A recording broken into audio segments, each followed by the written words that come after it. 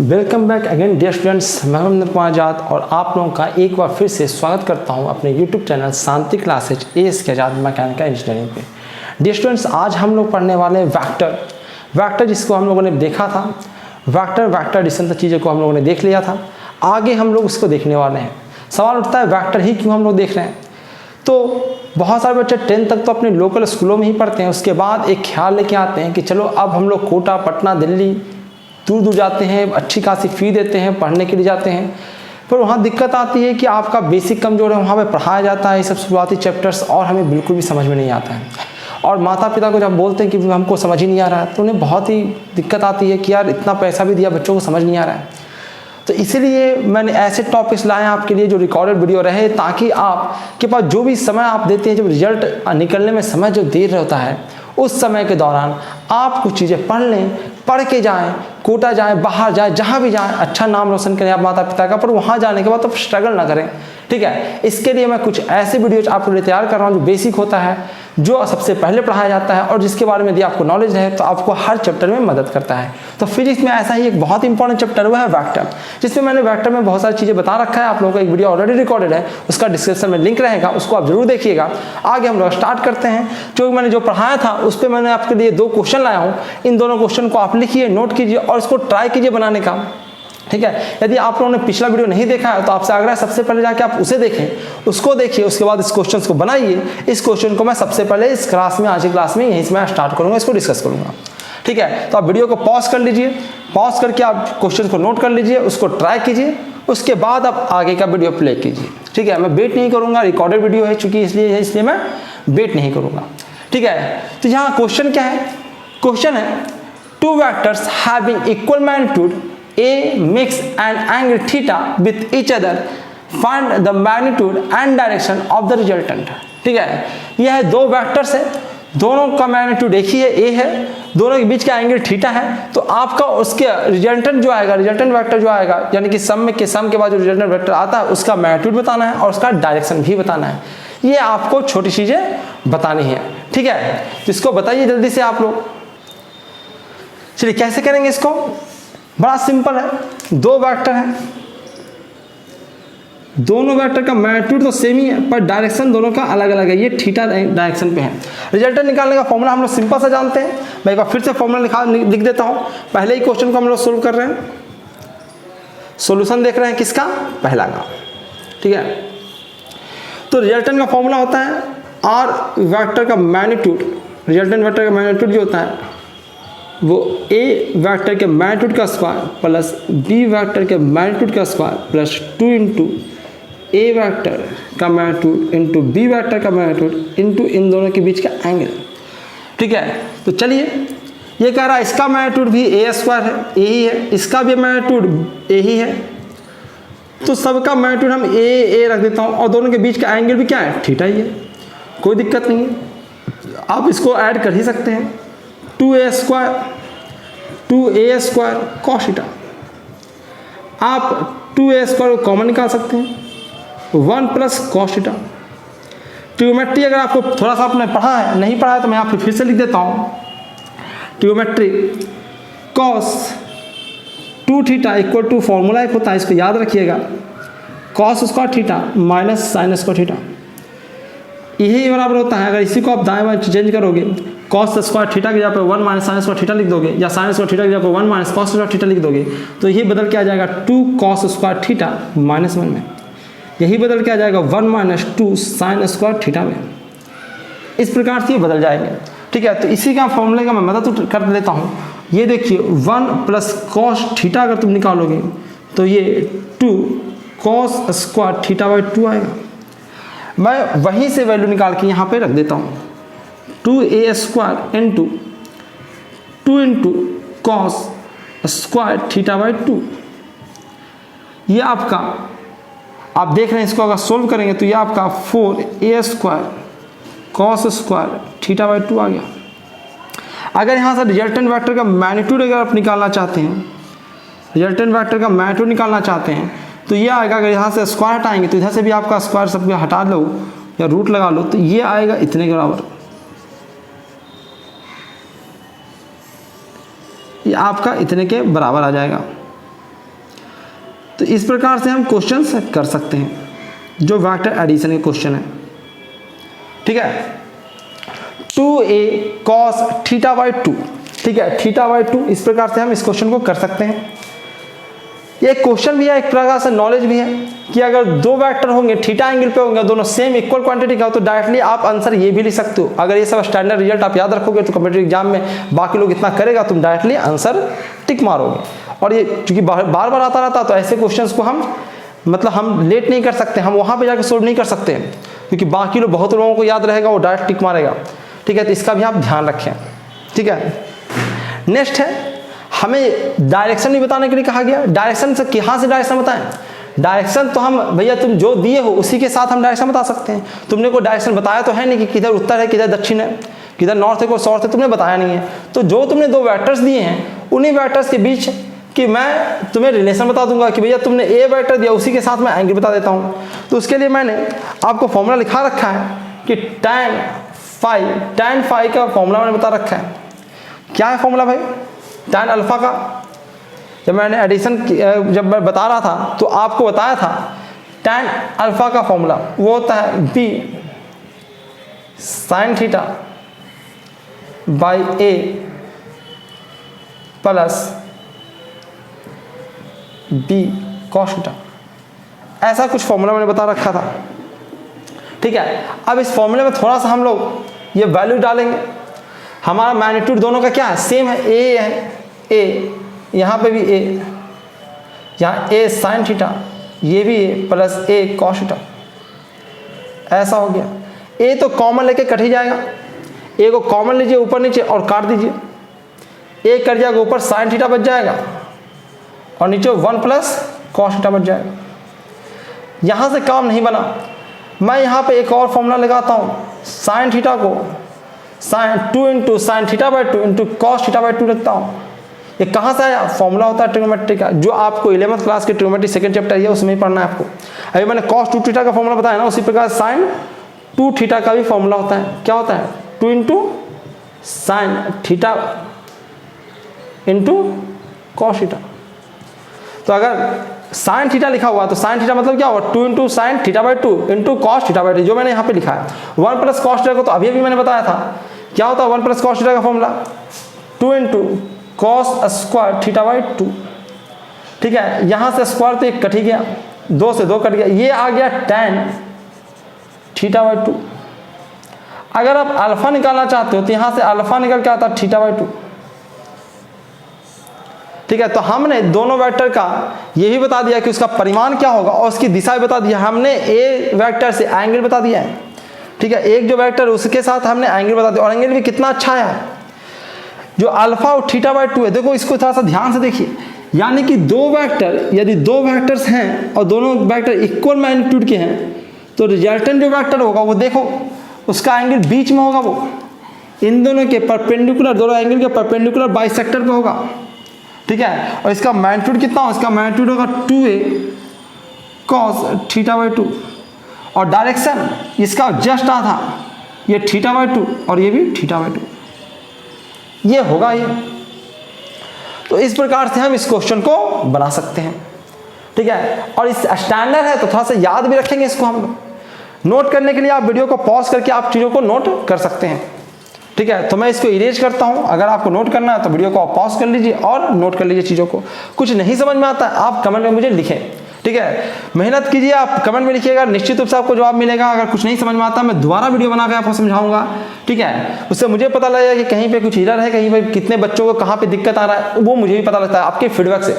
ठीक है, पूरे इंडिया के बच्चे देखते हैं तो हर जगह से फीडबैक आता है, तो कहाँ पे क्या बच्चों को दिक्कत है, किस प्रकार से बच्चे समझते हैं, वो सारी चीज़ें टीचर को पता लगता है। उस अनुसार वो अपने में इम्प्रूवमेंट करते हैं या फिर आपको उतने बेहतर ढंग से चीज़ों को आपके सामने रिप्रेजेंट किया जाता है। चलिए सेकेंड क्वेश्चन में चलते हैं।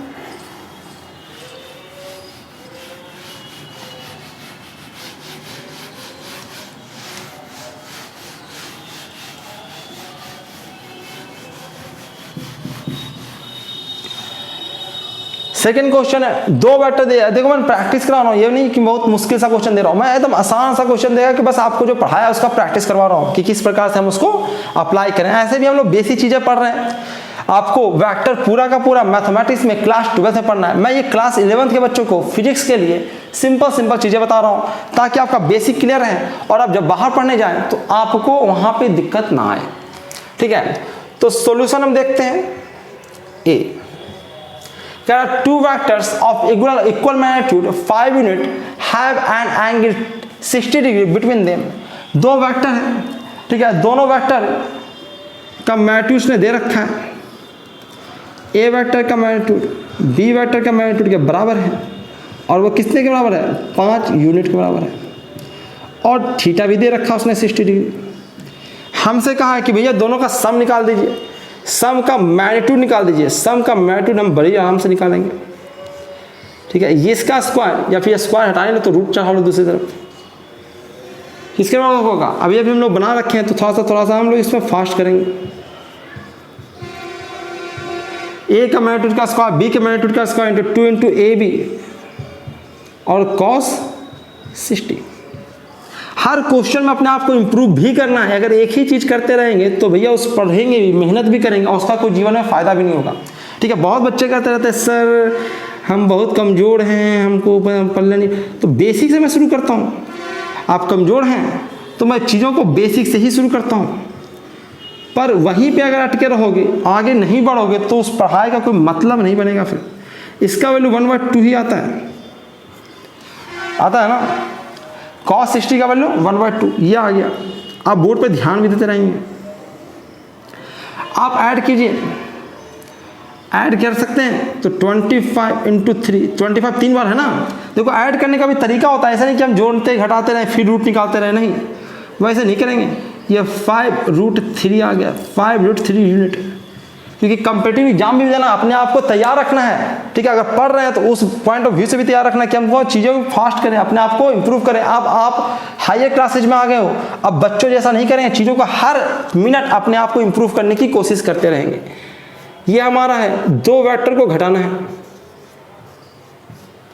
ठीक है, तो मैं इसमें का भी फॉर्मूला मैंने लिख रखा है। ठीक है, घटाने में भी क्या है, घटाना मतलब क्या होता है? रिवर्स करके जोड़ना।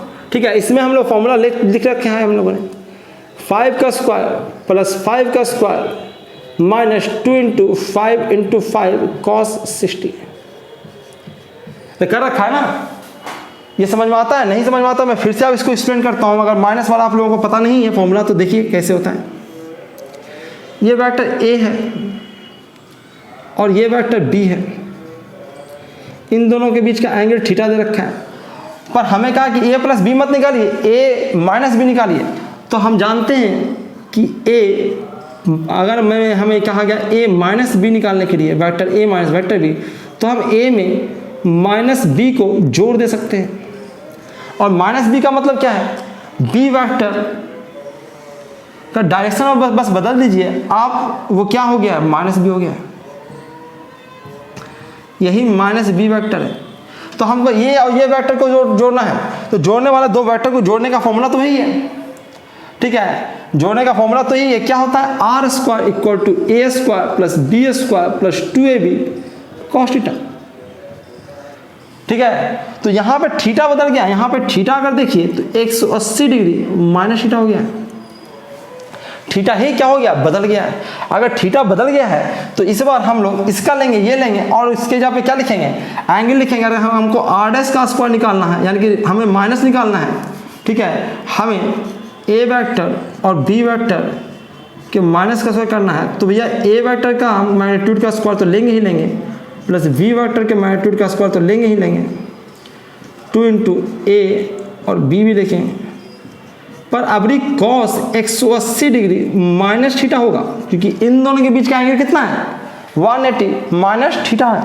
180 माइनस थीटा किसके बराबर होता है? अगर ट्रिग्नोमेट्री आपने पढ़ा होगा तो आप जानते होंगे कि इसका वैल्यू -1 के बराबर होता है। सॉरी, -1 के नहीं, कॉस 180 डिग्री माइनस थीटा का वैल्यू माइनस कॉस थीटा का बराबर होता है। ठीक है, ये ट्रिग्नोमेट्री में आप पढ़ेंगे। तो यहां से हम क्या करते हैं कि अगर माइनस कॉस के बराबर है तो यहां पे हम क्या कर देते हैं? माइनस कर देते हैं। और ये वैल्यू निकल के आता है, ये फॉर्मूला निकल के आता है। अगर नहीं आपने लिखा है तो इसको नोट कर लीजिए, ठीक है। अब इसमें हमने क्या सीखा, लोग क्या गलती करते हैं, उनको लगता है कि भैया माइनस करना है तो हमने माइनस बी की जगह पे माइनस बी पुट कर दिया है, पर माइनस बी हमने नहीं पुट किया है, यहाँ तो मैग्नीट्यूड है, मैग्नीट्यूड तो सदैव प्लस का प्लस रहता है। हमने थीटा की जगह पे क्या पुट किया है, 180 माइनस थीटा, जिसके कारण हमें माइनस कॉस थीटा निकल के आया है, जिसके कारण हमने लिखा है। ये माइनस क्यों आया है, ये माइनस इसके कारण आया है, ना कि बी के माइनस होने के कारण। भाई एंगल बदल गया है जिसके कारण ये माइनस आया है, बस यही मैं समझाना चाहता था। बाकी तो आप जानते ही हो, फॉर्मूला तो इजी ही है, बीच में आपको क्या कर देना है, माइनस कर देना है। ये प्लस है, अगली बार में क्या कर देना है, माइनस कर देना है। अगर हमको घटाव के रिजल्ट निकालना है तो क्या कर देना है, माइनस कर देना है। वही हमने माइनस कर दिया यहाँ पे, ठीक है। माइनस करेंगे, ये cos 60 का वैल्यू 1/2 होता है, 1/2 से 2 कट गया, ये 25 से ये कट गया, बचा कितना, 5 यूनिट। क्लियर है। तो इस प्रकार से एक आसान सा चीज हम लोगों ने कंप्लीट कर लिया है, जोड़ हमने कंप्लीट कर दिया, एडिशन कंप्लीट कर लिया हम लोगों ने वेक्टर का। अब हम लोग बहुत ही इंपॉर्टेंट चीज पढ़ने वाले हैं, वो है रेजोल्यूशन ऑफ वेक्टर। वेक्टर को तोड़ना, जोड़ना सीख गए तो तोड़ना भी सीख लेते हैं, ठीक है। आज वेक्टर हम लोग कंप्लीट कर लेंगे, आज की वीडियो में हम इसको कंप्लीट कर ही के जाएंगे, ठीक है। वेक्टर का हम लोग एडिशन सब्सट्रैक्शन देख रखा है हम लोगों ने, बाकी जो बचा खुचा है वो आज देख लेंगे। चलिए हेडिंग दीजिए, रेजोल्यूशन ऑफ वेक्टर। क्या है भाई,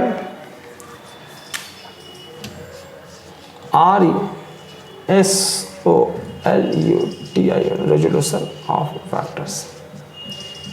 या एक ही वेक्टर को तोड़ के देखते हैं, वेक्टर को तोड़ना, तो जिस प्रकार से हम जोड़ते हैं उसी प्रकार से तोड़ते हैं। तो क्या है ये, तो ये एडिशन का बिल्कुल अपोजिट प्रोसेस है। This is opposite process, this is opposite process of addition of vector, बिल्कुल उसको उल्टा है ये, ठीक है। इसमें क्या करते हैं, तोड़ते हैं। कैसे तोड़ेंगे भाई, कि किसी को तोड़ रहे हो तो भैया जोड़ने से वो बन जाना चाहिए ना। जैसे मैंने कहा कि इसको तोड़ दो, मैंने कहा कि भैया ना 5 को तोड़ दो, तो 5 को हम कैसे तोड़ते हैं, 2 + 3। कुछ लोग कहेगा नहीं 1 + 4 भी है, कुछ लोग कहेगा नहीं सर हमने इसको 1.4 प्लस इसको मैं 4.4 नहीं 3.6 कर देता हूँ। तो ऐसे ऐसे अनंत जोड़ों में लिख सकते हैं। कुछ लोग तो कहेगा नहीं हम तो ऐसे नहीं लिखेंगे, 1 + 1 + 3 इस प्रकार से हम लिखेंगे। तो इसको कई तरीकों से तोड़ा जा सकता है, इसके इनफाइनाइट टुकड़े बनाए जा सकते हैं। अगर इनफाइनाइट टुकड़ा बनाना 0.1 + 0.1 + 0.1 इस प्रकार से बहुत लंबा लंबा तोड़ा जा सकता है। तो टुकड़े तोड़ना है तो कितने भी टुकड़े बन सकते हैं, पर टुकड़े तोड़ते वक्त ये ध्यान रखना है कि जो टुकड़े आएंगे उनको ऐड करने के बाद वो चीजें आ जाना चाहिए। हाँ, यहाँ वेक्टर की बातें हैं तो यहाँ पे वेक्टर सम की बात आएगी, ठीक है। यदि आप टुकड़े तोड़ते हैं तो उसको जोड़कर वही चीज आ जाना चाहिए, ठीक है। यानी कि resolution of vector means the process of splitting a vector into 2 or more vectors while resolving vectors. The resolved part are called component of the vector, even sometimes we say rectangular component of a vector, ठीक है। तो हम इस चीज़ को समझ गए होंगे। आप डिफिनेशन अगर आपकी बुक में लिखा हुआ होगा तो मैं उसको नहीं लिखा रहा हूँ, ठीक है। चाहो तो आप लिख सकते हो, लिखना चाहते हो तो मैं बोल देता हूँ आपको। Resolution of vectors means the process of splitting a vector into 2 or more vectors while resolving vectors. The resolved part are called component of vector, even sometime we say rectangular component of the vector. जो हमको टुकड़े मिलते हैं उसको हम component of vector कहते हैं, या कभी कभी हम उसको rectangular component of vector भी कह देते हैं। मैं पहले ही बता चुका हूँ कि टुकड़े कितने भी हो सकते हैं, ठीक है। तो आप इस चीज को भी लिख ही लीजिए कि a number of components of a vector is may be very large या फिर infinite, बहुत बड़े हो सकते हैं या फिर infinite भी हो सकता है, कितना भी ज्यादा टुकड़ा आप तोड़ सकते हो, ठीक है। नोट एक लिख लीजिए, चलिए मैं नोट अब पर लिख ही देता हूँ। एक नोट लिखते हैं, तोड़ना है तो तोड़ने का तो बहुत सारे तरीके हैं, पर हम कुछ स्पेसिफिक तरीके यूज करेंगे। इस स्पेसिफिक तरीकों का हम इसलिए यूज कर रहे हैं ठीक है, इसलिए हम इस स्पेसिफिक तरीकों का मैं यूज कर रहा हूँ, ठीक है, क्योंकि हमारा वेक्टर पढ़ने का रीजन क्या है कि फिजिक्स के क्वेश्चंस आसानी से हो जाए, इसलिए हम इसको तोड़ने के कुछ स्पेसिफिक तरीके देख रहे हैं जिससे हमें फ़ायदा हो। वही तरीका हमारे लिए अच्छा है, जिससे हमें फ़ायदा होगा वही हमारे लिए अच्छा होगा, ठीक है। तो देखिए, इन जनरल, मैं कोई हाइफर रूल नहीं बता रहा हूँ, इन जनरल बातें कर रहा हूँ। In general the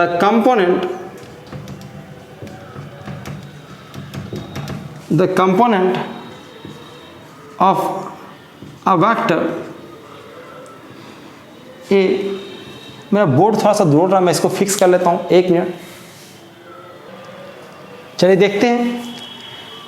In general, the component of a vector A along a direction making an angle theta with it is a cos theta, which is the projection of vector A along the given direction.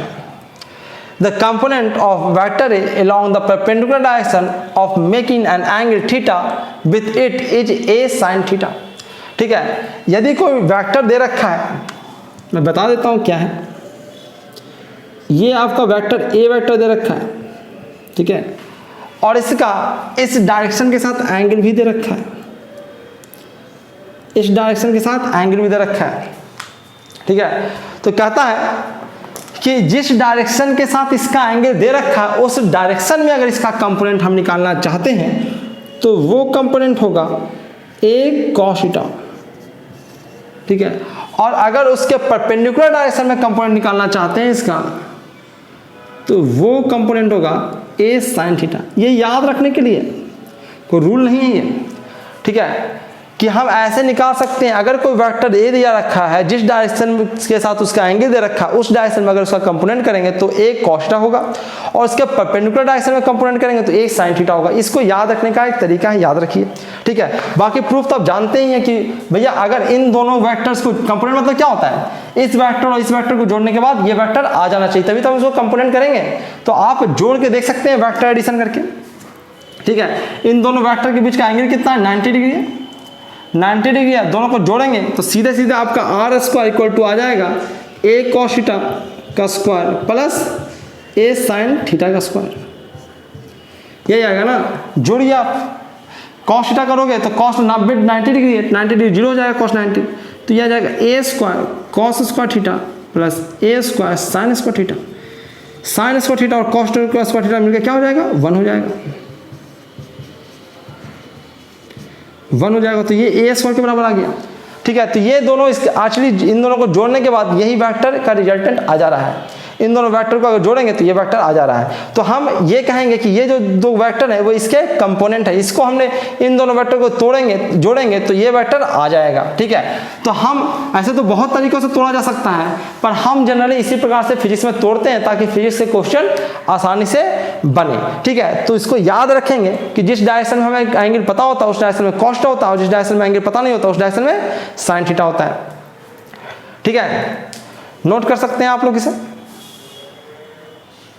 चलिए यहाँ पे question है, a force of 10.5 Newton acts on a particle along a direction making an angle of 37 degree with vertical, find the component of force in the vertical direction. तो हमें कहा गया है कि एक फोर्स है, एक पार्टिकल पे एक फोर्स लग रहा है, लगा दिया हमने फोर्स, ये फोर्स लग रहा है 10.5 न्यूटन का, और ये वर्टिकल के साथ एक एंगल है वह 37 डिग्री इस पे लग रहा है। तो हमसे पूछा गया है कि इसका वर्टिकल डायरेक्शन में कंपोनेंट क्या हो जाएगा। वर्टिकल डायरेक्शन में कंपोनेंट निकालना है, ठीक है। इस डायरेक्शन में कंपोनेंट निकालना है, निकाल लेते हैं हम लोग कंपोनेंट। जिस डायरेक्शन से हमें एंगल पता होता है उस डायरेक्शन में क्या होता है, कॉस थीटा। तो यहाँ पे क्या हो जाएगा, एफ कॉस थीटा, ठीक है। तो ये है 10.5 और cos 37 डिग्री। आपको पता है cos 37 का वैल्यू? नहीं पता है, मैं यहाँ पर लिख देता हूँ। ये सब बेसिक चीज़ें हैं जो पता रहना चाहिए आपको। sin 37 डिग्री का वैल्यू होता है 3/5, cos 37 का वैल्यू होता है 4/5, tan 37 डिग्री का वैल्यू होता है 3/5, साइन 53 डिग्री का वैल्यू होता है, साइन कुछ क्या है, साइन 53 का वैल्यू होता है 4/5, कॉस 53 का वैल्यू होता है 3/5, और tan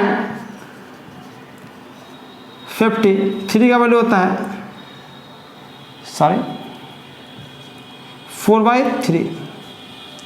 ठीक है, ये आपका वैल्यू होता है, इसको आप याद रखिए तो क्वेश्चन आराम से बन जाएगा। यहाँ पे बस आपको क्या रख देना है, cos 37 का वैल्यू रख देना है, जो कि होता है कितना 4/5, cos 37 कितना है 4/5। इसको आप सोल्व कीजिए, आंसर लाइए 8.40 न्यूटन आता है। तो इस प्रकार से आप क्वेश्चन को कर सकते हैं, आसान क्वेश्चन है।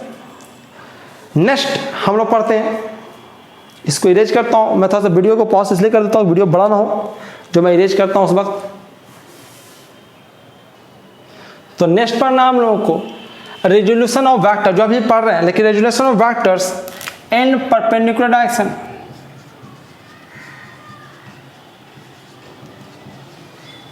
परपेंडिकुलर डायरेक्शन में हम वेक्टर को रिजॉल्व करेंगे। अभी भी हमने रिजॉल्व किया था, जो दो परपेंडिकुलर डायरेक्शन में ही रिजॉल्व किया था, पर यहाँ पे भी हम और इसको रिजॉल्व करने की कोशिश करते हैं कि वेक्टर और भी तरीके से हो सकता है। क्योंकि अभी तुमने देखा है जो वेक्टर वो एक प्लेन में था, प्लेन के भाई बोर्ड के बाहर भी वेक्टर ऐसे भी हो सकता था। तो वेक्टर और भी तरीके से हो सकता है, तो उसको हम बाद में डिफाइन करेंगे। कैसे करेंगे, पहले एक वर्ड आता है यूनिट वेक्टर, उसको डिफाइन करते हैं। क्या होता है यूनिट वेक्टर? तो a vector, those vectors which have unit magnitude,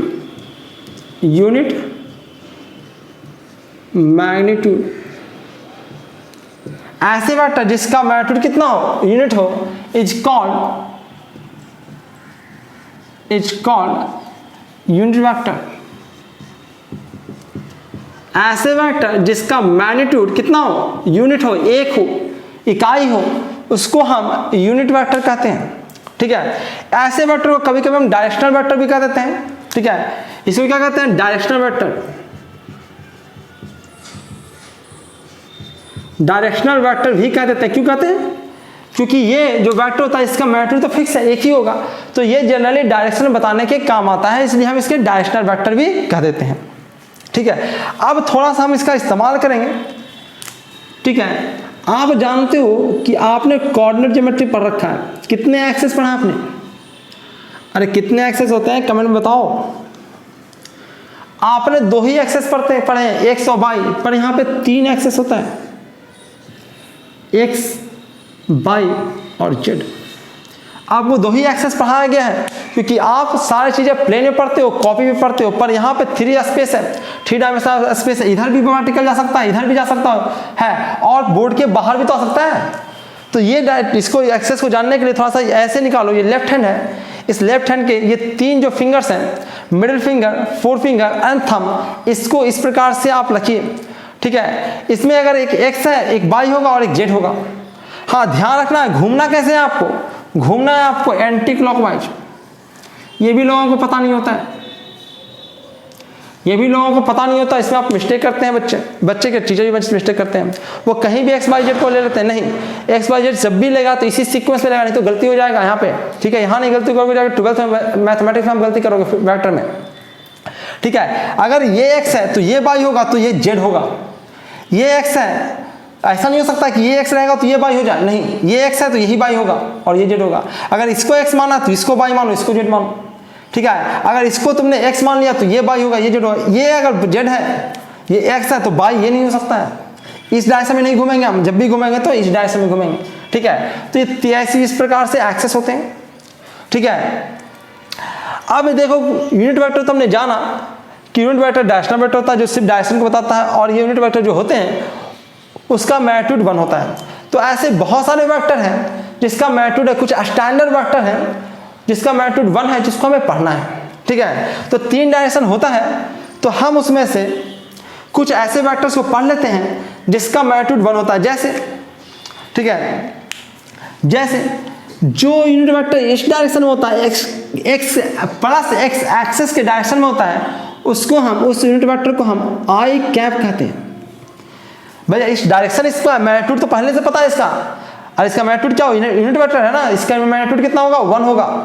direction किस डायरेक्शन में है, ये डायरेक्शन है प्लस एक्स एक्सिस का डायरेक्शन, ठीक है। उसी प्रकार से इस डायरेक्शन में, बाई डायरेक्शन में, प्लस बाई एक्सिस के डायरेक्शन में जो यूनिट वेक्टर लेते हैं उसको कहते हैं जे वेक्टर, जे कैप, ठीक है। और जो हम यूनिट वेक्टर लेते हैं जेड प्लस जेड एक्सिस के डायरेक्शन, उसको हम कहते हैं के कैप, ठीक है। इस प्रकार से हम चीजों को लिखते हैं, ठीक है। मैं लिख भी देता हूं, ठीक है, क्या लिख देता हूं कि आई कैप क्या है, क्योंकि इंपॉर्टेंट है तो इसको मैं लिख देता हूं कि आप नोट कर लीजिए।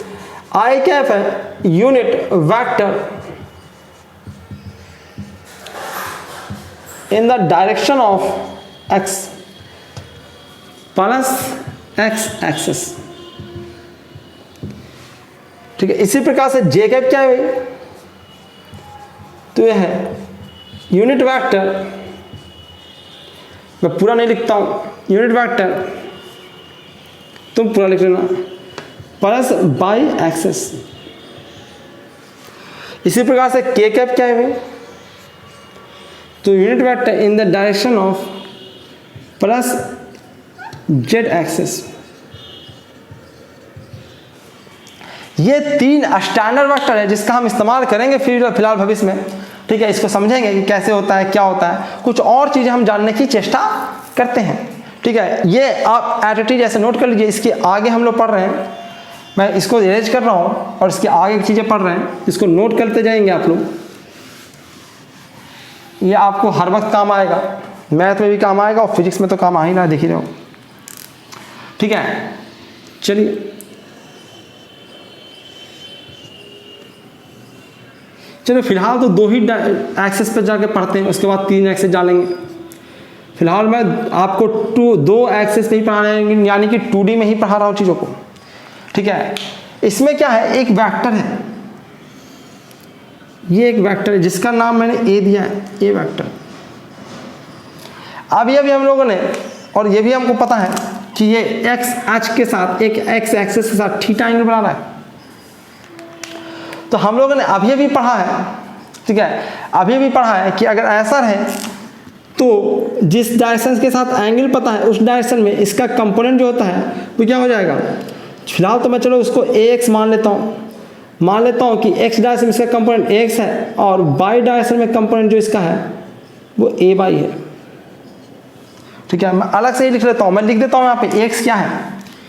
एक्स क्या है, एक्स जो है वह component of A vector A in the direction of x x x. X भी लिखा जाएगा तो उसको प्लस एक्स एक्सिस ही समझना है। ए वाई क्या है, तो ये है component of vector A in the direction of plus by axis. ऐसा किस्सा है, ठीक है। तो अगर हम वहाँ से एक्स और ए वाई निकालना चाहें, चलो मैं दिखा देता हूँ, इसको मिटा देता हूँ और यहाँ पे लिख देता हूँ। मैं यहाँ पे दिखाना चाहूँ तुम्हें कि अगर मैं यहाँ पे साइन थीटा लिखना चाहूँ तो साइन थीटा क्या होगा। इस ट्रायंगल में देखिए, इस ट्रायंगल का मैं नाम भी देता हूँ OPM में। देखिए साइन थीटा क्या होगा, साइन थीटा होगा a y by magnitude of a y by magnitude of a. Magnitude of a मतलब इसकी लंबाई, ये लंबाई ए वाई को आप इसकी लंबाई से डिवाइड करोगे तो कॉस्ट निकल, साइन थीटा निकल के आ जाएगा। उसी प्रकार से अगर कॉस्ट निकालना चाहते हो तो क्या होगा, ए एक्स बाई वेक्टर ए का मैग्नीट्यूड होगा कि नहीं होगा। कहने का मतलब है अगर कंपोनेंट निकालना तो सीधे सीधे अगर ए एक्स निकालना है तो वही आया है जो हम पहले से जानते हैं कि जिसके साथ एंगल पता है वो क्या लेंगे, हम कॉस्ट लेंगे, और जिसके साथ एंगल नहीं पता है यानी जिसके पर उसके परपेंडिकुलर की बात करें तो हम साइन थीटा ले लेंगे,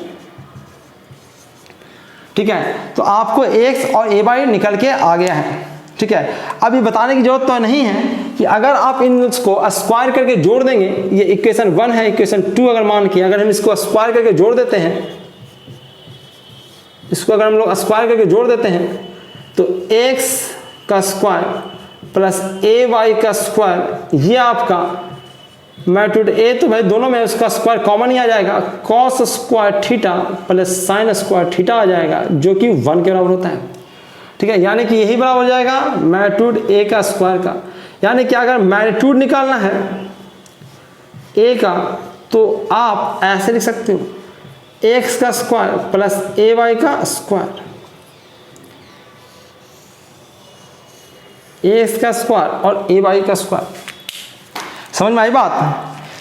कि यदि हमको कंपोनेंट के फॉर्म में वेक्टर से दिया हुआ हो, अगर हमें कंपोनेंट के फॉर्म में वेक्टर से दिया हुआ हो तो हम वेक्टर को इस प्रकार से बदल सकते हैं। ठीक है, बस कैसे दिया हुआ हो तो उसके कंपोनेंट दे दिया। कंपोनेंट देने का मतलब क्या है कि उसने वेक्टर ए का ही दे दिया, वेक्टर ए ही दे दिया। वेक्टर ए क्या है भाई? तो एक्स इस डायरेक्शन का मैग्नीट्यूड और इसका भाई दो वेक्टर है ना, एक वेक्टर इसको और इसको मैंने ऐड किया तो ये वेक्टर आया। ठीक है, तो इस वेक्टर को लिखें तो इसका मैग्नीट्यूड कितना है? एक्स है और इसका डायरेक्शन क्या है? आई कैप की डायरेक्शन में है, तो इसको मैंने एक्स आई कैप लिख दिया प्लस ए वाई जे कैप। ये वेक्टर है आपका। मैं मान रहा हूं कि x और ए वाई, एक्स एक वेक्टर है और एक ए वाई वेक्टर, दोनों को जोड़ने पर ए वेक्टर आ रहा है। तो मैंने क्या किया है, एक्स में मैंने क्या किया, इस डायरेक्शन का मैग्नीट्यूड लिया। भाई किसी वेक्टर को लिखने के लिए क्या चाहिए? उसका मैग्नीट्यूड और उसका डायरेक्शन। तो मैग्नीट्यूड कितना है? एक्स है और ये डायरेक्शन कौन सा है? ये कौन सा डायरेक्शन है? आई कैप का डायरेक्शन है, प्लस एक्स एक्सिस में डायरेक्शन है ना, तो ये आपका प्लस एक्स एक्सिस का डायरेक्शन है। तो वहाँ पे हमने क्या कर दिया, उसके यूनिट वेक्टर से मल्टीप्लाई कर दिया। मैग्नीट्यूड तो बढ़ेगा नहीं क्योंकि उसका मैग्नीट्यूड कितना है? 1 है, 1 से मल्टीप्लाई करने से कुछ बढ़ेगा नहीं, बस डायरेक्शन इसका आ गया। ठीक है, उसी प्रकार से ए वाई में हमने क्या किया, उस डायरेक्शन का यूनिट वेक्टर से मल्टीप्लाई कर दिया। तो इसको हम ऐसे भी लिख सकते हैं। ठीक है, यहाँ पे एक्स और ए वाई को हम निकालना चाहते हो, अगर ऐसा दिया रहा है तो भैया उसका हम मैग्नीट्यूड डायरेक्टली ऐसे भी निकाल सकते हैं। ठीक है, ए वेक्टर का मैग्नीट्यूड निकालना है तो एक्स का स्क्वायर प्लस ए वाई का स्क्वायर आ जाएगा, तो मैग्नीट्यूड आपका निकल के आ जाएगा। ठीक है, तो इस प्रकार से हमने कुछ इन्फॉर्मेशन ले लिया है, इसको नोट कीजिए। कुछ पूछना है तो आप कमेंट में पूछ सकते हैं। चलिए अब इस क्वेश्चन को करते हैं। क्वेश्चन क्या है भाई? ये क्वेश्चन है कि ओपी का लेंथ, ओ और पी ये लाइन है, इसका लेंथ दे रखा है 10 यूनिट। तो आपको जो ओपी वेक्टर है, ये जो वेक्टर है जिसको ये वेक्टर भी मैंने कहा है, इसको वेक्टर फॉर्म में लिखना है। ठीक है, तो कैसे वेक्टर फॉर्म क्या होता है और कैसे लिखा जाता है उसको देखें। ठीक है, इसमें क्या होता है कि इसके कंपोनेंट के रूप में हम लिखते हैं इसको पहले। तो ये है कि अगर मैं ऐसे ऐसे डाल दूँ, ठीक है, तो ये एक्स है और ये ए वाई है।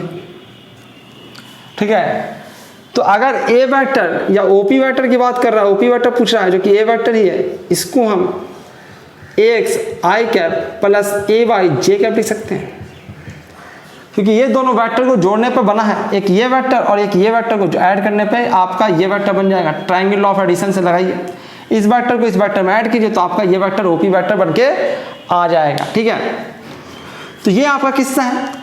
तो हमने बस वेक्टर लिखना था, ये वेक्टर, तो मैंने क्या किया, इस डायरेक्शन का मैग्नीट्यूड लिख लिया ये, और इस डायरेक्शन का यूनिट वेक्टर लिख लिया आई कैप। ठीक है, इस डायरेक्शन को हमको लिखना था, ये वेक्टर ए वाई वेक्टर को लिखना था, तो ए वाई का मैग्नीट्यूड ले लिया और उसका यूनिट वेक्टर ले लिया, इसको हमने लिख लिया। अब हमको ए एक्स और ए वाई चाहिए। ठीक है, तो कैसे निकालेंगे? तो सिंपल ट्रिग्नोमेट्री लगाइए। एक्स अगर आप निकालना चाहते हैं, ठीक है, तो दिख ही रहा है कि अगर एक्स निकालना चाहते हो तो एक्स बाई ए, यही तो आपका cos 37 के बराबर है। या फिर क्या है कि एक्स अगर बात करें तो ए, यही तो आपका ए cos 37 के बराबर है। ए की बात करें तो यही तो आपका 5 यूनिट दे रखा है इसने, सॉरी 10 यूनिट दे रखा है, तो इसका वैल्यू 10 है। और cos 37 का वैल्यू कितना होता है? 4/5। ठीक है, कितना है आपका? 8 यूनिट। इसी प्रकार से अगर हम ए वाई निकालने जाएं तो ए वाई बाई ए ही तो आपका साइन थीटा के बराबर है, साइन 37 के बराबर है कि नहीं? तो अगर ए वाई हम निकालने जाते हैं तो यही तो आपका ए साइन 37 डिग्री के बराबर है। ए आपका 10 और इसका वैल्यू साइन 37 का वैल्यू 3/5 होता है। ठीक है, तो यह आपका 6 यूनिट आ गया। ठीक है, एक यूनिट आ गया, एक 6 यूनिट आ गया। तो ओपी वेक्टर को नहीं लिख पाओगे क्या आप? एक से यहाँ पे कितना लिख दो? एक्स कितना है 8 यूनिट, तो 8 आई कैप प्लस ए वाई कितना है 6 जे कैप। ये हो गया आपका आंसर 8 आई कैप प्लस सी जे कैप। यही इसका वेक्टर फॉर्म में रिप्रेजेंटेशन है इस वेक्टर ओपी वेक्टर का। ठीक है कि आप उसको भैया आप क्या कर दिए, उसके कंपोनेंट तोड़ दिए, इसको कहते हैं कंपोनेंट फॉर्म भी कहते हैं, उसे कंपोनेंट के रूप में लिख दिया।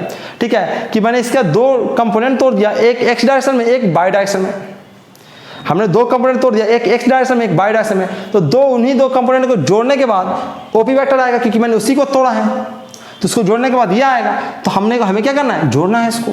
ठीक है जोड़ना है तो वेक्टर है, तो वेक्टर के साथ जैसा लिखेंगे एक्स आई कैप प्लस ए वाई जे कैप, क्योंकि हम उस डायरेक्शन का मैग्नीट्यूड लिए हैं तो उस डायरेक्शन का यूनिट वेक्टर भी हम लेके इसको मल्टीप्लाई कर देंगे। ठीक है चलिए मैं आपको एक और क्वेश्चन देता हूं। एक और क्वेश्चन है आपका,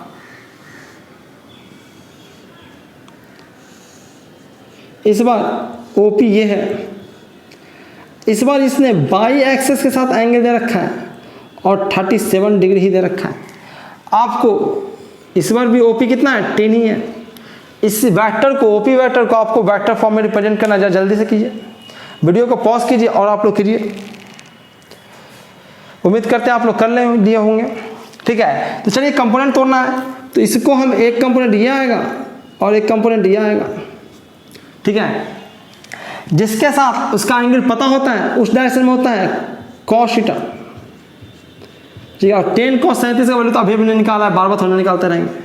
और उसके परपेंडिकुलर डायरेक्शन में जो कंपोनेंट होता है वो 10 sin 37 होगा, वो भी निकाल के बैठे हैं। कितना है 6 है। अगर हमको अब ओपी को वेक्टर के फॉर्म में लिखने के लिए कहेगा तो हम लिखेंगे। ठीक है ये 6 है पर इसका डायरेक्शन कैसा है, ये देखो ये वाला डायरेक्शन जो होता था वो आई कैप का होता था, उसके अपोजिट है, तो ये क्या माइनस आई कैप का डायरेक्शन है, तो इसको लिखेंगे -6 आई कैप प्लस ये वाला डायरेक्शन देखो ये तो बाई डायरेक्शन में है, तो बाई के डायरेक्शन में क्या लिखते हैं जे कैप, उसकी डायरेक्शन यूनिट वेक्टर है, तो 8 जे कैप। तो किसी वेक्टर को एक्चुअली लिखना होता है, तो हम किसी वेक्टर को लिखना होता है, ए वेक्टर को ही लिखना है, तो ए वेक्टर का मैग्नीट्यूड लिख लेते हैं और ए वेक्टर के डायरेक्शन का यूनिट वेक्टर लिख लेते हैं, तो वो वेक्टर लिखा के आ जाता है। ठीक है तो हमें इस डायरेक्शन का यूनिट वेक्टर तो पता ही है कि बाई डायरेक्शन में जो यूनिट वेक्टर होता है वो जे कैप होता है, तो जे कैप से सीधे हमने मल्टीप्लाई कर दिया, मैग्नीट्यूड लिया उस डायरेक्शन से मल्टीप्लाई कर दिया है। उम्मीद करते हैं क्वेश्चन आपको समझ में आ गया होगा, ये बन जाएगा आपसे। ठीक है मैं आपको एक आध क्वेश्चन और करा के आपको, ये बहुत इंपॉर्टेंट होता है कंपोनेंट तोड़ना, बार बार हमको तोड़ना पड़ता है। पूरा फोर्स नामक जो चैप्टर है वो इसी पे आपका आश्रित है, बिना कंपोनेंट तोड़े हुए आप काम नहीं चला सकते। ठीक है तो एक क्वेश्चन मैं और देता हूँ आपको, और यही सब जो चीज़ें होता है जो पहली बार पढ़ते हैं तो दिक्कत आती है। जैसे मैंने वेक्टर को पहली बार पढ़ा था, मेरे टीचर ने और फास्ट पढ़ाया था। ठीक है राहुल शुक्ला सर मेरे टीचर, जिनसे मैंने कोटा में पढ़ा था रेजिडेंस में फिजिक्स। ठीक है मैं एकदम सिस्टमेटिक ढंग से क्वेश्चन करा रहा हूँ, हर टाइप के क्वेश्चन आपको करा दे रहा हूँ कैसे कंपोनेंट तोड़ना है। जैसे इसको कंपोनेंट तोड़ना है, ठीक है ओपी इस बार 10 है, इसमें एंगल जो है 30 डिग्री है, तो इसको तोड़ के दिखाएं जरा,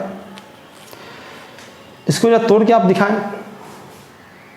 कैसे करेंगे वीडियो पॉज कर लीजिए, आप लोग कीजिए इसको, मैं इसको बनाता हूँ। ठीक है हमको इसको कंपोनेंट देखना है, जिसके साथ एंगल पता होता है उस डायरेक्शन में कंपोनेंट जो होता है वो कितना होता है 10 cos 30। cos 30 का वैल्यू कितना होता है √3/2। ठीक है तो ये 5√3 आ जाएगा। उसके परपेंडिकुलर डायरेक्शन में जो कंपोनेंट होता है वो क्या होता है 10 sin 30। ये कितना हो जाएगा 10 × 1/2 जो आएगा 5। ठीक है इस प्रकार से हाल रहेंगे। अगर हमको ओपी वेक्टर को लिखना है तो ओपी वेक्टर को लिखना बड़ा आसान। ठीक है 5√3 आई कैप का डायरेक्शन है नहीं है, और ये माइनस जे कैप का डायरेक्शन नीचे चला गया, ये माइनस जे कैप का डायरेक्शन, इसको क्या लिखेंगे 5 जे कैप। ये आपका ओपी वेक्टर। ठीक है इस प्रकार से हम इसको कर सकते हैं। एक क्वेश्चन लगे हाथ में और करा ही देता हूं और सारा चीज आपको क्लियर हो जाएगा। चलिए देखें, इस बार ओरिजिन तो यहाँ है, एक्स ये है, वाई है, पर वेक्टर आपका इस बार यहाँ पे है। वेक्टर का नाम है ए बी और इसके साथ एंगल 37 ही है और इसका लेंथ भी अभी 10 ही है। आपको इसको वेक्टर फॉर्म में लिखना है। चलिए लिखें। ठीक है, वीडियो को पॉज करें और इसको वेक्टर फॉर्म में लिखें और कमेंट में मुझे बताएं, ताकि आपको गलती हो तो भैया आप छुपा ना लो। ठीक है, ताकि मुझे पता लगे कि मैं पढ़ा रहा हूँ तो उससे फ़ायदा आपको हो रहा है कि नहीं हो रहा है। तो इसमें भी क्या करेंगे, कंपोनेंट देखेंगे ये और ये। ठीक है, तो जिसके साथ जिस डायरेक्शन के साथ एंगल पता होता है उस डायरेक्शन में कंपोनेंट क्या होता है, 10 cos 37। ठीक है, 10 cos 37 का वैल्यू अभी हमने लिखा है, कितना होता है 8, ये है 10 sin 37, इसका वैल्यू कितना होता है 6। ठीक है, अब हमें इसको ए बी जो वेक्टर उसको लिखना है, ए बी वेक्टर उसको लिखना है, क्या हो जाएगा 6 और 8 अगर लिखते हैं तो 8 इस डायरेक्शन में है, इस डायरेक्शन में है कि नहीं भाई, यहां से हमने देखना है उस डायरेक्शन में है कि नहीं, उस डायरेक्शन में है तो हमने मैग्नीट्यूड ले लिया। ये डायरेक्शन कौन सा, आई कैप वाला डायरेक्शन है, प्लस एक्स एक्सिस का डायरेक्शन, उसके डायरेक्शन यूनिट वेक्टर क्या होता है, आई कैप होता है। ठीक है, और ये वाला डायरेक्शन देखें तो ये 6 जे कैप, तो ये आपका वेक्टर बन के आया। तो थोड़ा सा देखो, थोड़ा सा मैं जो पढ़ाता हूँ उसका पढ़ाने का अलग तरीका होता है। आप देखिए जरा, मैं क्वेश्चन भी करा रहा हूँ और बहुत सारी चीज़ें आपको दिखाना भी चाहता हूँ। इस पहला क्वेश्चन देखिए और ये क्वेश्चन देखिए, दोनों वेक्टर सेम आया है, एकदम देखिए सेम है कि नहीं, दोनों वेक्टर में कोई डिफरेंस नहीं है। एक्चुअली में दोनों वेक्टर सेम ही है। पिछले वेक्टर में यही वेक्टर जो था वो यहाँ पे रखा हुआ था, अब यही वेक्टर यहाँ पे रखा हुआ है। और हम पहले ही पढ़ चुके हैं कि पैरेलल ट्रांसलेशन से वेक्टर्स नहीं बदला करते, पैरेलल ट्रांसलेशन से वेक्टर नहीं बदला करते, ये हम पहले पढ़ चुके हैं। ठीक है, तो इसको कंप्लीट कीजिए, फिर हम लोग अगले क्वेश्चन की तरफ चलेंगे। चलिए नेक्स्ट क्वेश्चन देखते हैं। नेक्स्ट क्वेश्चन है कि एक ब्लॉक है जो इंक्लाइंड प्लेन पे रखा हुआ है, इसका जो बेट है उस बेट का कंपोनेंट में तोड़ना है, दो कंपोनेंटों में तोड़ना है, दो परपेंडिकुलर कंपोनेंट में तोड़ना है। और दोनों कंपोनेंट जो है, एक कंपोनेंट होना चाहिए इंक्लाइंड प्लेन के डायरेक्शन में और एक उसके परपेंडिकुलर डायरेक्शन में। ठीक है, मैं बना देता हूँ। एक तो होना चाहिए भैया इस डायरेक्शन में कंपोनेंट बेट का, और एक इसके परपेंडिकुलर डायरेक्शन में होना चाहिए। परपेंडिकुलर डायरेक्शन मतलब ये वाला डायरेक्शन। ठीक है, ये दो डायरेक्शन है, इस दो डायरेक्शन में आपको इसके बेट का कंपोनेंट तोड़ना है। ठीक है, इसके बेट का कंपोनेंट तोड़ना है। तोड़ देंगे, बिल्कुल तोड़ देंगे। इस क्वेश्चन को आप बनाइए वीडियो को पॉज करके, फिर वीडियो को ऑन कीजिए और देखिए। पहले देखेंगे बेट लग किधर रहा है। तो बेट जनरली mg होता है और ये सीधे धरती अपनी तरफ खींचती है। बेट इसका कितना होता है m/g, g जहाँ पे ग्रेविटेशनल एक्सेलरेशन है, इसका बेट, इसका जो बेट होता है, m तो मास है, बेट कितना होता है mg के बराबर होता है। ठीक है, ये mg का बेट और धरती, इसका डायरेक्शन किधर होगा, सीधे सीधे धरती इसको नीचे की ओर खींचेगी। ठीक है, अब इसके दो कंपोनेंट बनाने हैं, एक इस डायरेक्शन में और एक इस डायरेक्शन में। ठीक है, हम जानते हैं कि अगर हमें एंगल पता लग जाए डायरेक्शन के साथ तो उस डायरेक्शन में कंपोनेंट जो होगा वो cos थीटा हो जाएगा और उसके परपेंडिकुलर डायरेक्शन में कंपोनेंट sin थीटा हो जाएगा। पर एंगल हमें पता लगे, तो एंगल मैंने पता करने के लिए कहा कि जब तुम थीटा हो, तुम 90 डिग्री हो, तो तुम निश्चित रूप से 90 डिग्री माइनस थीटा होगे। कितना होगा 90 डिग्री माइनस थीटा। और अगर तुम 90 डिग्री माइनस थीटा है, लिख ही देता हूँ मैं 90 डिग्री माइनस थीटा, और ये पूरा 90 डिग्री है, तो ये कितना होगा 90 होगा। तभी तो थीटा पर 90 माइनस थीटा को जोड़ के हमें कितना लाना है 90 डिग्री लाना है। ठीक है, तो ये एंगल कितना आ गया, ये एंगल आ गया थीटा। अगर ये थीटा आ गया तो इसका कंपोनेंट, जिस डायरेक्शन में एंगल हमें पता है उस डायरेक्शन में कंपोनेंट क्या होगा mg cos थीटा, और उसके परपेंडिकुलर डायरेक्शन में कंपोनेंट कितना होगा mg sin थीटा। होगा कि नहीं होगा। इसको आप याद भी रखिएगा, बहुत ज़्यादा इस्तेमाल होता है। आपका जो चैप्टर है फोर्स का चैप्टर, उसमें काफ़ी ज़्यादा इस्तेमाल में आता है, पूरा फिजिक्स में काफ़ी बार आता है। तो हम आज के बाद याद ही रखेंगे कि बेट का दो कंपोनेंट अगर हम तोड़ते हैं, इंक्लाइंड प्लेन के डायरेक्शन में कंपोनेंट जो आता है mg sin थीटा आता है, और उसके परपेंडिकुलर डायरेक्शन में कंपोनेंट आता है mg cos थीटा। इसको नोट कीजिए, तब तक मैं आपको दूसरा क्वेश्चन देता हूँ। इतना क्वेश्चन आपके टीचर प्रैक्टिस करवाते नहीं हैं, और यही कारण है कि गांव वगैरह के जो बच्चे रहते हैं उनका कमजोर आ जाता है। वो सब चीज़ पढ़ते हैं, सारा मेहनत करते हैं, पर कोई फायदा नहीं होता। वही चीज़ें हैं, वही क्वेश्चन है, सब कुछ सेम है, पर इस बार आपका नॉर्मल रिएक्शन फोर्स जो है उसका कंपोनेंट तोड़ना है इंक्लाइंड प्लेन के डायरेक्शन में और उसके परपेंडिकुलर डायरेक्शन में।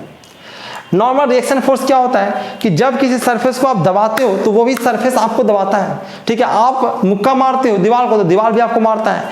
तो अगर ये सरफेस है तो सरफेस पे रखा हो तो सरफेस अपने परपेंडिकुलर डायरेक्शन में एक फोर्स लगा रहा होगा जिसको हम नॉर्मल फोर्स कहते हैं। नहीं जानते तो कोई बात नहीं है, मैं बता दिया। आपको तो इसका कंपोनेंट तोड़ना है और दो डायरेक्शन में तोड़ना है, ठीक है। एक डायरेक्शन है इंक्लाइन प्लेन का डायरेक्शन, चलो इसका डायरेक्शन है, हम लोग सिंपल कर लेते हैं, इसका डायरेक्शन कर लेते हैं एक एक्स डायरेक्शन में, एक्स डायरेक्शन हम इधर कर लेते हैं और वाई डायरेक्शन हम लोग इधर कर लेते हैं। आप इन दो डायरेक्शन में मुझे इसके कंपोनेंट तोड़ के दिखा दीजिए। एक्स डायरेक्शन का कंपोनेंट बता दीजिए और वाई डायरेक्शन के कंपोनेंट बता दीजिए, ठीक है। एन जो है नॉर्मल रिएक्शन फोर्स है, कुछ भी रहे फोर्स में तो पढ़ेंगे ही। ये जो एन है उसका हमको एक्स और वाई डायरेक्शन में कंपोनेंट तोड़ के बताना है। वीडियो को पॉज कीजिए और बनाइए, मैं तो आपको बताना शुरू करता हूं। ये अगर थीटा है तो भैया ये देखिए ये ऐसे ऐसे और ऐसे है, तो अगर ये थीटा है तो ये भी क्या होगा, थीटा ही होगा। तो ये एंगल क्या है, थीटा है। अगर ये थीटा है तो ये पूरा 90 डिग्री है, और ये ऐसे है ना, नॉर्मल है, एन मतलब नॉर्मल ही होता है, ठीक है। तो ये 90, ये कितना होगा 90 माइनस थीटा, और ये 90 माइनस थीटा तो फिर से 90 डिग्री है, तो ये कितना होगा थीटा होगा। तो हमने, मैं इसको मिटा देता हूँ, आप वीडियो को पॉज करके पीछे जाके देख सकते हैं, तो ये थीटा होगा। तो जिसके साथ एंगल पता होता है उस डायरेक्शन में कंपोनेंट कॉस थीटा होता है, और जिसके परपेंडिकुलर डायरेक्शन में कंपोनेंट साइन थीटा होता है। आपके कंपोनेंट निकल के आ गए हैं, एक M G N sine theta इस डायरेक्शन में और इधर एन कॉस थीटा। इसको आप याद रखेंगे, इस प्रकार से हम तोड़ सकते हैं चीज़ों को, ठीक है। नोट कर सकते हैं आप। चलिए आपके सामने एक क्वेश्चन है, इस क्वेश्चन को बनाएं। क्वेश्चन में एक बार नरेट कर देता हूँ जिसको नहीं दिख रहा हो।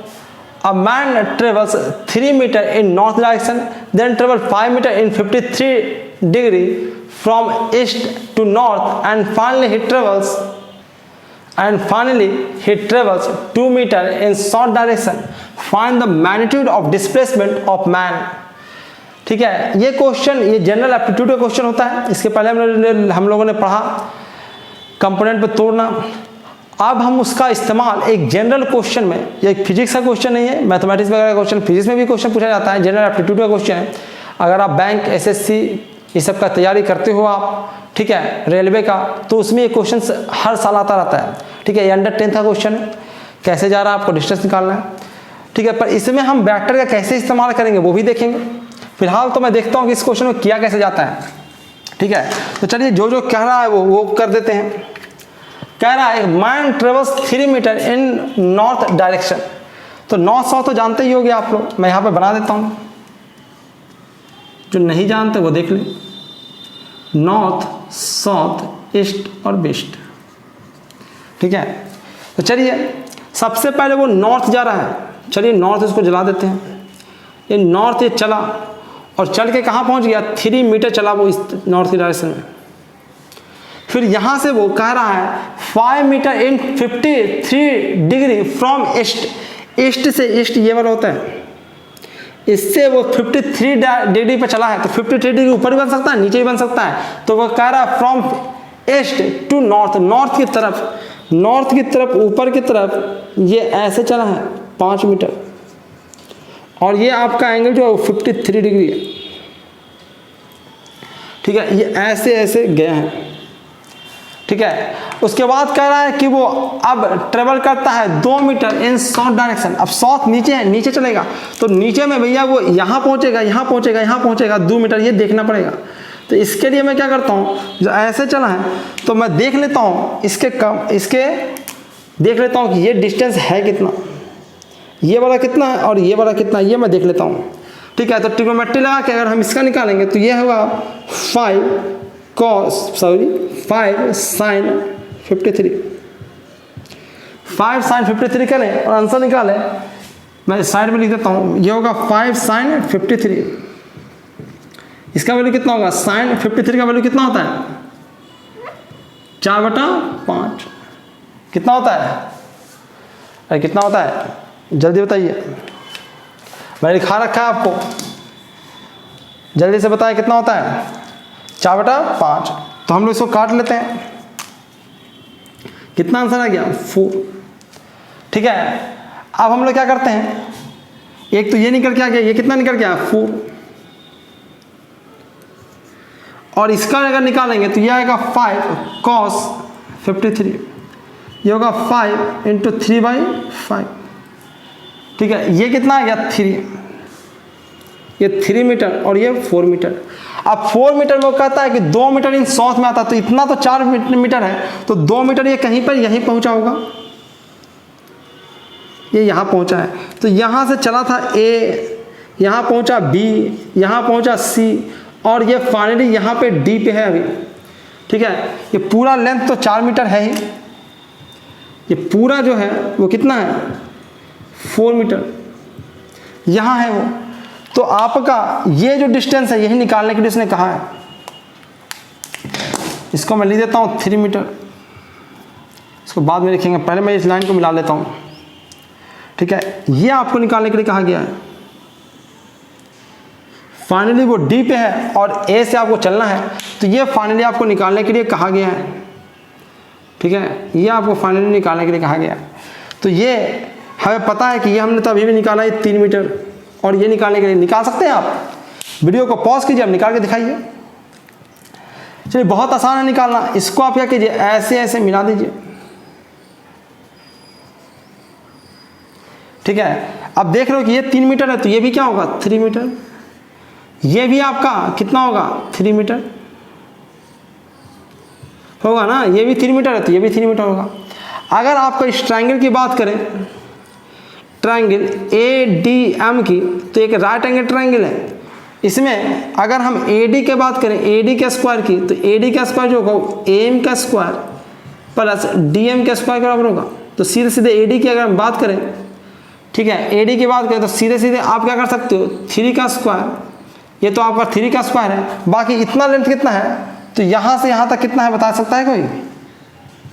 बच्चा बता सकता है?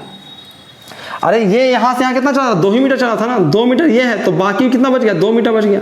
ये 2 मीटर है और ये 3 मीटर है, तो ये कितना है 5 मीटर, 5 मीटर, ये 5 का स्क्वायर।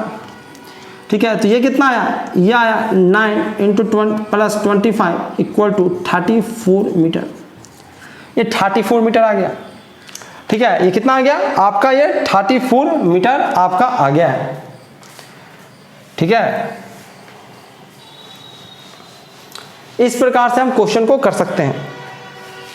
ठीक है, ये क्वेश्चन बहुत ज़्यादा आता रहता है, आसान सा क्वेश्चन है कि नहीं?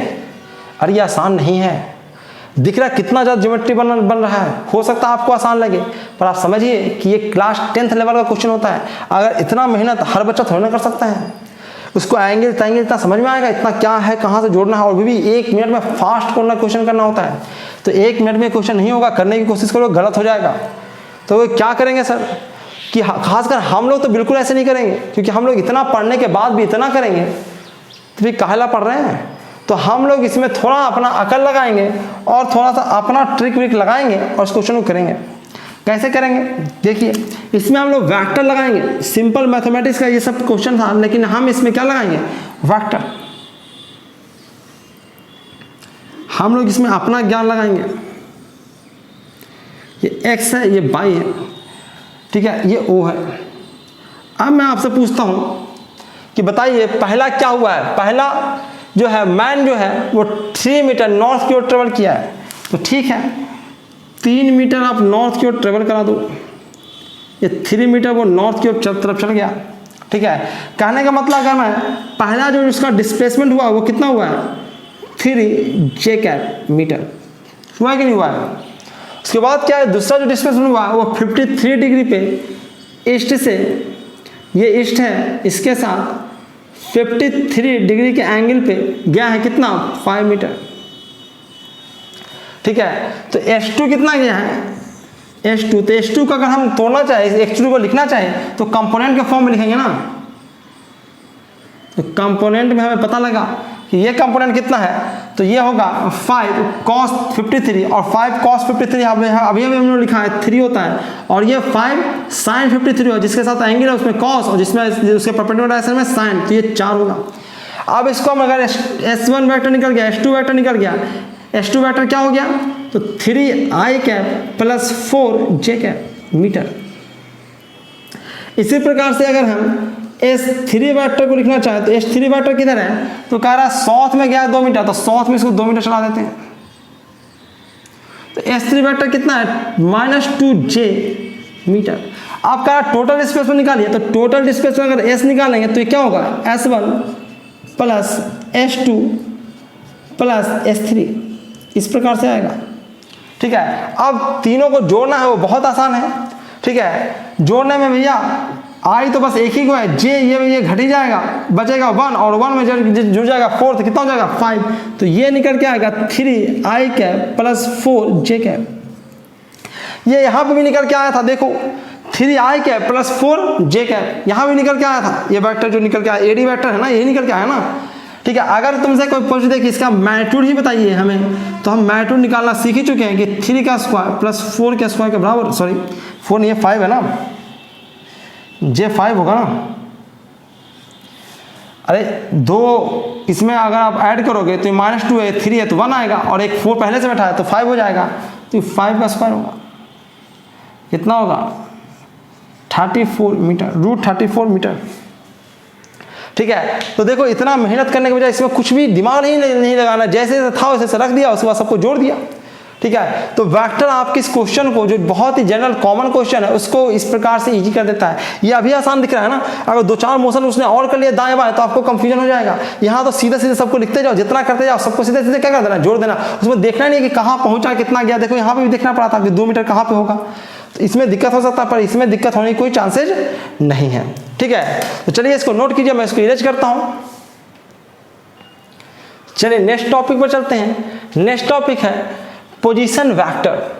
ठीक है, कंपोनेंट हमने पढ़ लिया, तो आप पोजीशन वेक्टर को हम समझ सकते हैं कि पोजीशन वेक्टर क्या है। तो पोजीशन वेक्टर क्या है भाई, the position vector of a point is a vector drawn from an origin to that point.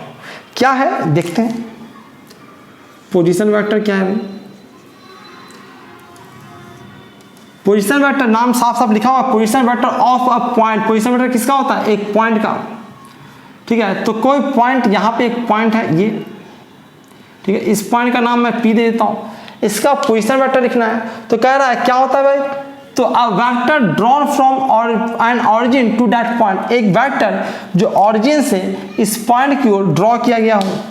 ठीक है, यानी कि ये इस वेक्टर की बात कर रहा है, यही वेक्टर इसका पोजीशन वेक्टर और आर वेक्टर कहलाता है। ठीक है, यही इसका पोजीशन वेक्टर आर वेक्टर कहलाता है। यदि इसका कोऑर्डिनेट आप पढ़ चुके हैं, coordinate geometry x, y, z हो। ध्यान रहे, अब कोऑर्डिनेट एक्सेस आपके 3 हो गए हैं, तो 3 कोऑर्डिनेट आएगा, x, y, z है। अगर इसका जो कोऑर्डिनेट है इस पॉइंट का वो x, y, z है, जैसे कि मान लेते हैं कि आपका जो फैन है आपके रूम का, चलो रूम तो फैन ये वाला मान लेते हैं, ये पेन है, इसको लोकेट करना है। ठीक है, और ये ओरिजिन है, इससे लोकेट करना है। ठीक है, तो क्या कहेगा कि पहले -x डायरेक्शन में इतना चलो। ठीक है, यहाँ पे फिर क्या करना है आपको, -x डायरेक्शन में इतना, मैं यहाँ पे पेन रखता हूँ ताकि दिखे आपको। फिर आप y डायरेक्शन में चलो इतना, उसके बाद z डायरेक्शन में आप भाई कहाँ चलो, यहाँ से पहले x डायरेक्शन में चलो, y डायरेक्शन में चलो, और फिर z डायरेक्शन में चलो, तब जाके इस पेन के पास पहुँचोगे। तो इस पेन का लोकेशन बताने के लिए हमको 3 कोऑर्डिनेट की जरूरत है, जो हमने लिख दिया है। ठीक है, तो मान लेते हैं सपोज दैट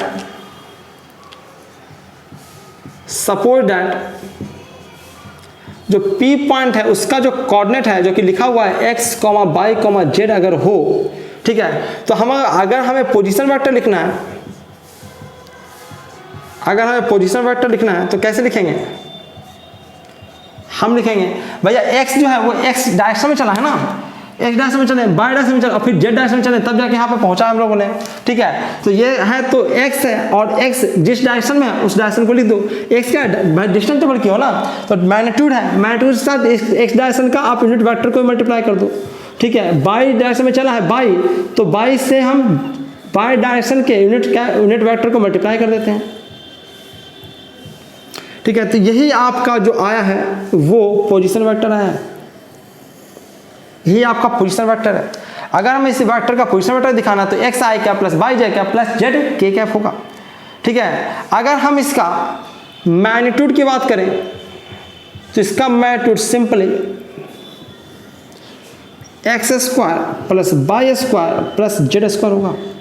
और सिंपली देख सकते हो अपने घर में ये डायगोनल है और कुछ नहीं है। अगर यहाँ पॉइंट है, यहाँ से यहाँ चले